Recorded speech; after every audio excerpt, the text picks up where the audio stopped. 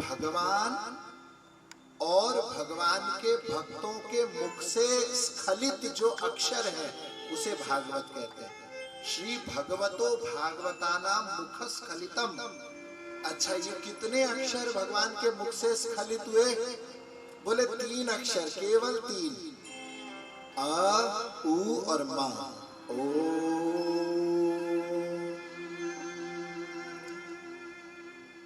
यह जो है ये महाबीज है, ये भगवान के मुख से सबसे पहले निकला। अब ब्रह्मा जी इस ओंकार का अर्थ नहीं समझ सके। भगवान के कौन से भगवान? जो नित्य गोलोक में विहार कर रहे हैं, श्री राधा माधव युगल, उनके मुख से ये 3 अक्षर निकले। अब जब सृष्टि के लिए भगवान ने अपने अंदर से नारायण को प्रकट किया तो नारायण को केवल 3 अक्षर दिए। नारायण ने उन 3 अक्षरों को विस्तार कर दिया। कितने अक्षर? 24 अक्षर बनाए। तत्सवितुर्वरेण्यं भर्गो देवस्य धीमहि धियो यो नः प्रचोदयात्। ये 3 अक्षर बनाए गए।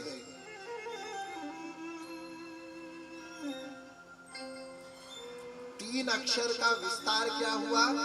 अच्छा, अब इन 3 अक्षर का अर्थ आपको समझाएं। ये 3 अक्षर में त्रिभुवन है, इन 3 अक्षर में त्रिदेव है, ब्रह्मा विष्णु महेश्वर।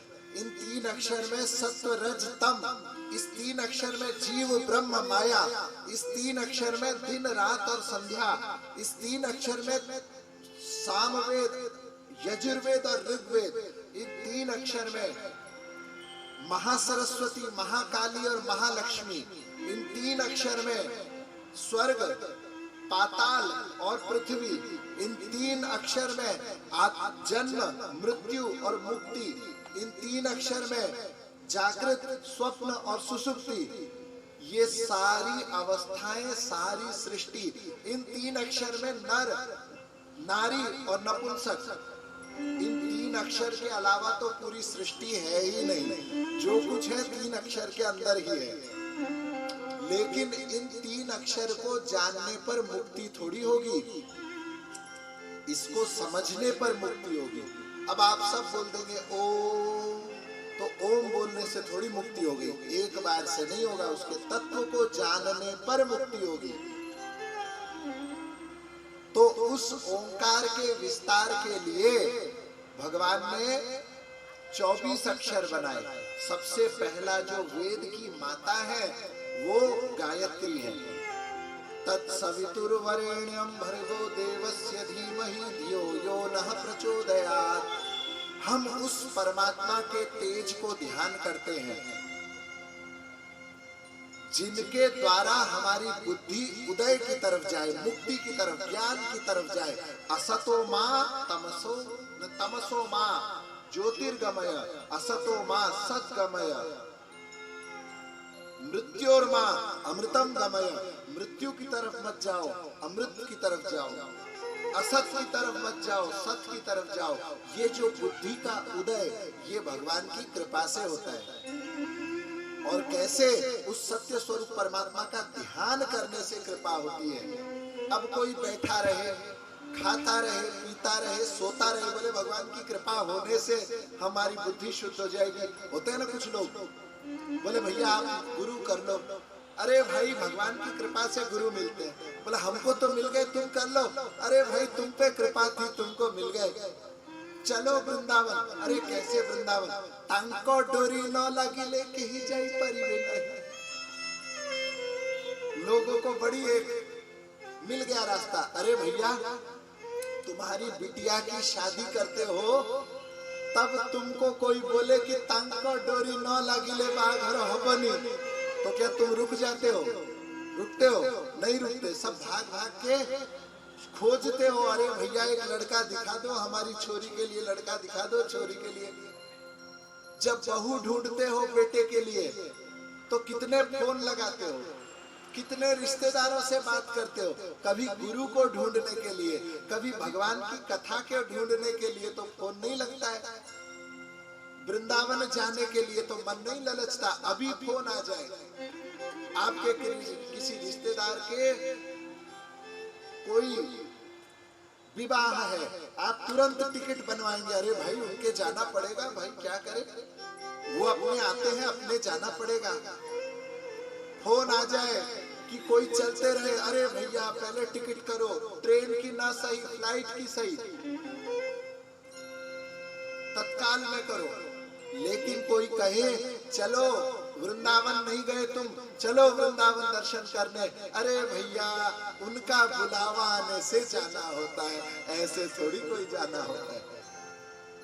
ये बात नहीं है, उनका बुलावा तो सबके लिए हो गया। ये मनुष्य शरीर मिल गया, भारतवर्ष में जन्म मिल गया, भगवान की कथा सुलभ हो गई।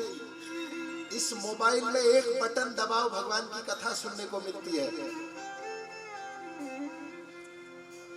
अब भी जो नहीं तरे वो तो सबसे ज्यादा ही घाटे में रह गए। इसीलिए भगवान को पाने के लिए इतना ढीला मत बनो। मैं कहता हूं सब कुछ करते रहो, बस हाथ में झोली माला रखो, माला करते रहो, रटो, नाम रटो। नाम रटन क्यों छोड़ दिया? झूठ न छोड़ा, पाप न छोड़ा, सत्य वचन क्यों छोड़ दिया? नाम जपन क्यों छोड़ दिया रे मन? नाम जपन क्यों छोड़ दिया? झूठ नहीं छूटा हमसे, हाँ? तमाकू खाने का नियम नहीं छूटा, भगवान के चरणामृत पीने का नियम छूट गया। मैं आपको बताऊं, घर में चाहे शुद्धि हो चाहे अशुद्धि हो, चरणामृत सदैव लो, प्रतिदिन लो। भगवान का प्रसाद प्रतिदिन लो। मुझे कोई पूछते हैं महाराज जी ये शुद्धि अशुद्धि माने या ना माने, हम कहते हैं बाहर से मानो, भीतर से मत मानो। भीतर से अपने भगवान को अपना प्रेम करो भाई। अरे कौन रिश्तेदार पीठ में पड़ेगा? कोई आएगा नरक में बोलने कि प्रभु ये बड़े नियम से भजन करते थे, हमारी मृत्यु हो गई ना, इसलिए 10 दिन इनकी सेवा छूट गई। इसको अन्यथा मत लें, ये शुद्धि अशुद्धि को मानना चाहिए। भगवान की सेवा किसी को बुला के करवा दो।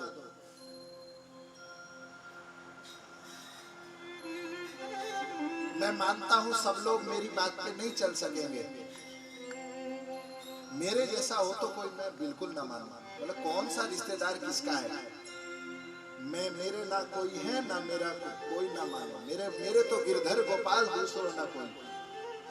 अब लग जाए शुद्धि अशुद्धि चाहे, हम किसी की नहीं मानते। ये सब नहीं कर सकते, कोई बात नहीं, तुम ना करो, लेकिन भगवान के नाम जप को मत छोड़ो, उसमें कोई शुद्धि अशुद्धि नहीं है। चरणामृत ले सकते हो, भगवान का प्रसाद ले सकते हो। किसी ने कहा महाराज जी हमारे 10 दिन नहीं हुए अशुद्धि में, तो क्या प्रसाद ले सकते हैं? हाँ ले सकते हैं। अरे जो मृत्यु हो जाती है उसके बाद भी तो उसके मुंह में चरणामृत तुलसी देते हैं। कोई कहता है हम नहाए नहीं हैं, प्रसाद केमती नेबी, निर्माल्य केमती नेबी, कैसे लूंगा नहाए नहीं। अरे जो मर रहा है उसके तो टट्टी पेशाब निकल रहा है, कितने महीने से नहाया नहीं, फिर भी उसको निर्माल्य देते हैं या नहीं देते हैं? गीता सुनाते हैं या नहीं सुनाते? तुलसी मुंह में देते हैं या नहीं देते? भगवान के प्रसाद में नहाना ना नहाने की कोई जरूरत नहीं है, मिलते ही ले, इसमें कोई दोष नहीं है। मैं व्यासासन से बोल रहा हूं, अशुद्धि में भी प्रसाद मिलता है, ले।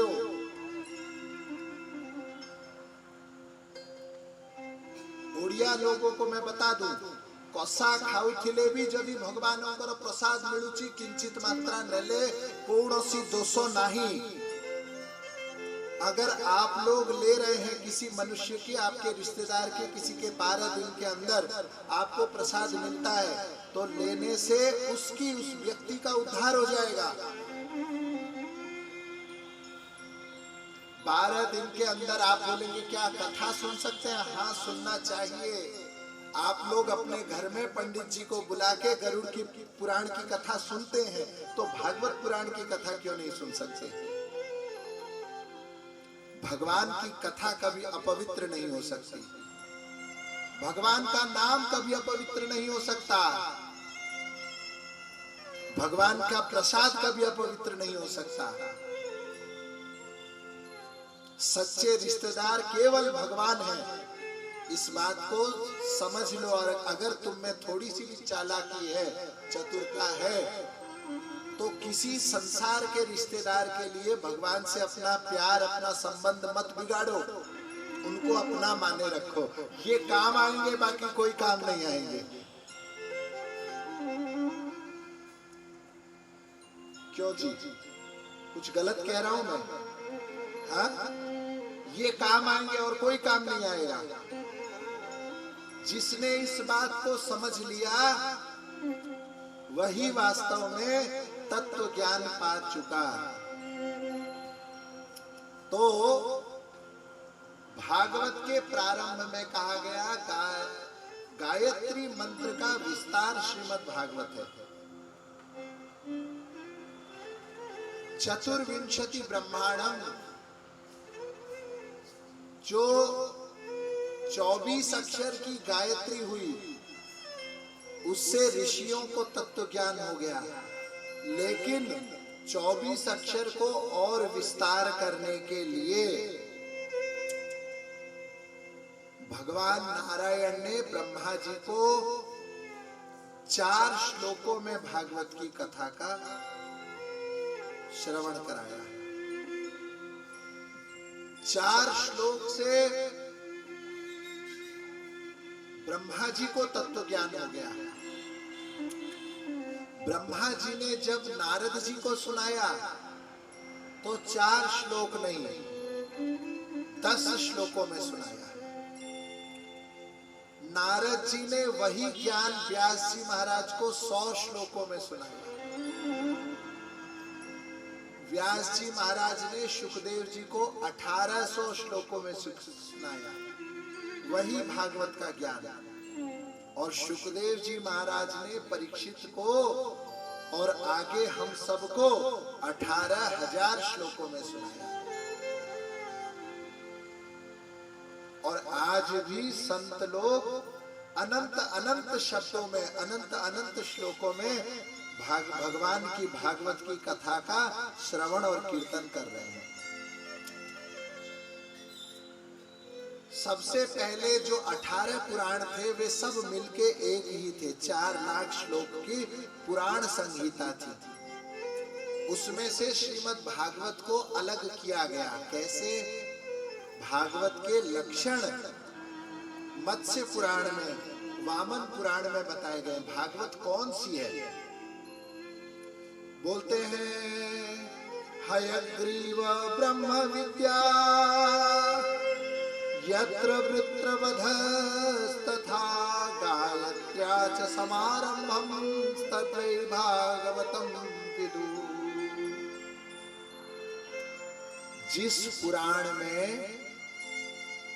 हयग्रीव ब्रह्म विद्या है, जिस पुराण में वृत्रासुर के वध की कथा है, जिस पुराण का प्रारंभ गायत्री मंत्र से होता है उसे भागवत बोल करके जाने। तो ये तीनों लक्षण इस श्रीमद् भागवत महापुराण में प्राप्त होते हैं, तब इसको श्रीमद् भागवत बोला गया। आजकल की जैसे पुस्तक छप रही है, हम सबको पता है, नेट में ढूंढ लो तो भागवत मिल जाएगी, पुस्तक की दुकान में जाओ तो भी भागवत मिल जाएगी। आज से 2000-3000 साल पहले ऐसे पुस्तक नहीं मिलती थी, बड़े परिश्रम से पुस्तक ढूंढना पड़ता था। तो भागवत कौन सी पुस्तक भागवत है, केवल कोई कवर पे लिख दे तो नहीं होता था, उसके लक्षण जानने पड़ते थे। तो श्रीमद् भागवत का लक्षण है जिसका प्रारंभ गायत्री से हो। भागवत का लक्षण है जिसमें हयग्रीव ब्रह्म विद्या का वर्णन हो, जिसे आप लोग सब नारायण कवच के नाम से जानते हैं। नारायण कवच पढ़े कभी? नहीं पढ़े? हाँ, तो नारायण कवच जो है वो हयग्रीव ब्रह्म विद्या है, अश्वशिरा विद्या उसे कहा जाता है। और वृत्रासुर के वध की कथा जिस पुराण में है। अब आजकल की विषय तो हम क्या बोले, आप कहेंगे महाराज जी पूरी की पूरी भागवत हो जाती है, ये तीनों का नाम तक नहीं आता है। हाँ? आप देखते हैं फिल्मों के गाने आ जाते हैं भागवत में, रोना धोना मैया बाबा के गाने आ जाते हैं। हाँ? क्या है मैया के गाने आते हैं? मैया बाबा का मतलब शंकर भगवान पार्वती नहीं, ये शरीर के माँ बाप का गाना। फिल्मी धुनें आ जाती हैं, लेकिन गायत्री ब्रह्म विद्या और वृत्रासुर के वध की कथा नहीं आती है। धन्य ऐसे भागवत। और आप लोग सब लाखों की हजारों की संख्या में आप लोग आके सुनते हैं। क्यों? क्योंकि बड़े टीवी में आने वाले कथावाचक क्या कह रहे हैं इससे मतलब नहीं है, कहां कह रहे हैं इससे मतलब है। कथा कितने के मूल्यवान है ये नहीं पता, कितने लाख कितने करोड़ खर्च हुए हैं कथा के पंडाल में, इससे ज्यादा मूल्य है, इसका ज्यादा विचार है। इसी से श्रीमद् भागवत की कथा का दिन पे दिन ग्लानि होती जा रही है, ह्रास होता जा रहा है। लोगों का भागवत से मन उतर गया, लोग भागवत से विश्वास उठ गया, कहते अरे भागवत में क्या होगा।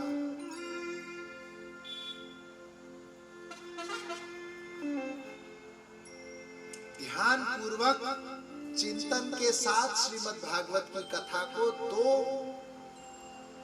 सत्र में सुनना चाहिए। कम से कम 7-8 घंटे की कथा प्रतिदिन हो, तब कुछ समझ में आए भगवान क्या है। 7 दिन तक मानो साधना शिविर चले, भगवान के अलावा संसार की कोई बात याद ही ना रहे, तब कुछ अनुभूति होगी, तब कुछ समझ में आएगा भागवत का रस क्या है।